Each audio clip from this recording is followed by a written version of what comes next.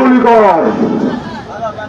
আমি স্পষ্টভাবে একটি কথা বলবো, আমি আবারও বলেছি, এখন আমি কিছুক্ষণ আগে স্যারের সাথে কথা বললাম, স্যারকেও আমি বলছি, যদি আমার এই যৌক্তিক দাবির কারণে আজ বা কাল বা 3 মাস বা 5 মাস 1 বছর পর কোন শ্রমিককে চাকরিচ্যুত করা হয়, 26 ধারায় হোক আর 32 ধারায় হোক, বুক পেতে দিব, একটা শ্রমিক না ঢোকা পর্যন্ত কারখানা চলতে দেব না।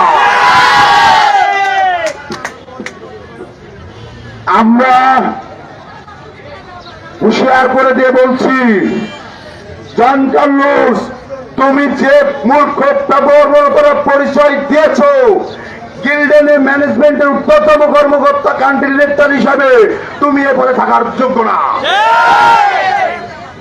তুমি যদি একটা দায়িত্ববান শ্রমিক বান্ধব ডিরেক্টর কান্ট্রি ডিরেক্টর হতা, তবে আজকে 96 ঘন্টা অতিবাহিত হচ্ছে, তুমি এসে তারা শ্রমিকের সঙ্গে কথা বলতা।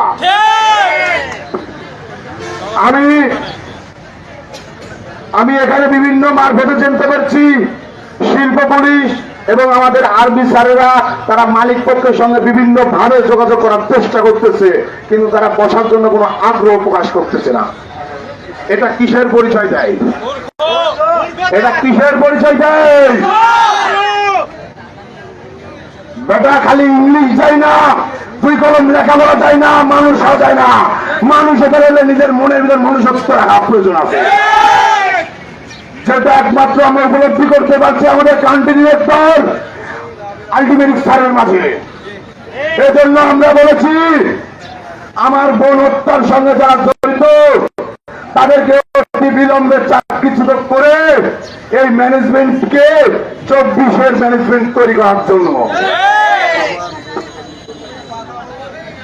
আমরা প্রতিনিয়ত দেখতে পাচ্ছি।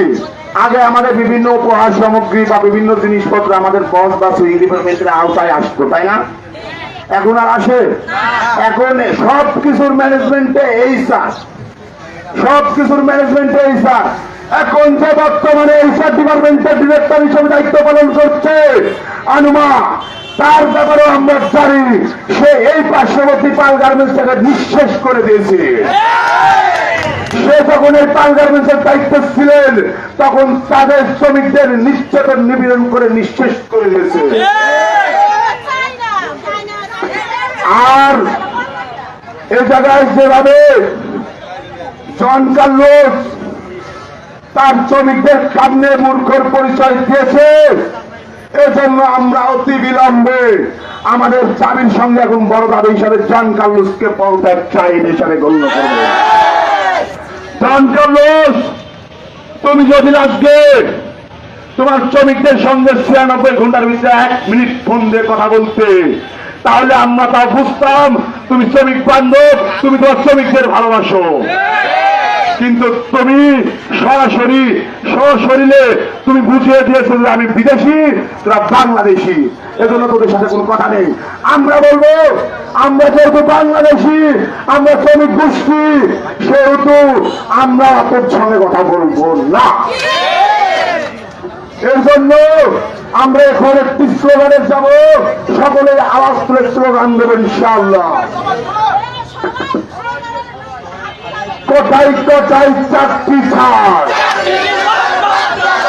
কোথায় কোথায় চাকরি ছাড়, এই কোথায় কোথায় চাকরি ছাড়। আমার বোনের হত্যার বিচার চাই, বোন হত্যার বিচার চাই।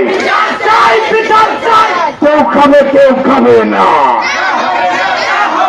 বুকের ভিতর অনেক ঝড়, বুকের ভিতর অনেক ঝড়, বুকের ভিতর অনেক ঝড়।